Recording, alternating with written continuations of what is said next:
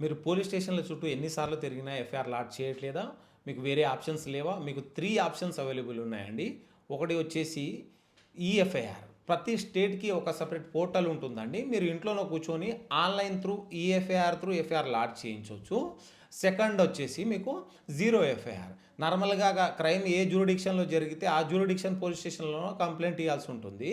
అలా కాకుండా అలా తీసుకున్నప్పుడు మనకు నియర్ బై ఏ పోలీస్ స్టేషన్‌లో అయినా ఎఫ్ఐఆర్ లాడ్జ్ చేపిస్తే ఆ ఎఫ్ఐఆర్‌ని జీరో ఎఫ్ఐఆర్ అంటారు. థర్డ్ వచ్చేసి రిటర్న్ కంప్లెయింట్ అండి. రిటర్న్ కంప్లెయింట్ త్రూ మీరు ఎఫ్ఐఆర్ ఇయ్యొచ్చు. మీరు రిటర్న్ కంప్లెయింట్ త్రూ మీరు పోలీస్ స్టేషన్‌లో కంప్లెయింట్ ఇచ్చినప్పుడు వాళ్ళు ఎఫ్ఐఆర్ రిజిస్టర్ చేయకుంటే వారి పై అధికారులకు ఇయ్యొచ్చు మీరు కంప్లెయింట్. డైరెక్షన్ వాళ్ళు పై అధికారులు డైరెక్షన్ ఇస్తారు వారికి ఎఫ్ఐఆర్ లాడ్జ్ చేయమని. లేదా అలా కూడా కానప్పుడు మీరు ఒక అడ్వకేట్ త్రూ మ్యాజిస్ట్రేట్ ముందు 156 సిఆర్‌పిసి లేదా లేటెస్ట్‌గా వచ్చేసి 175 సబ్ క్లాస్ 3 బిఎన్ఎస్ఎస్ ప్రకారం కోర్టు నుంచి డైరెక్షన్ తీసుకోవచ్చండి మీరు.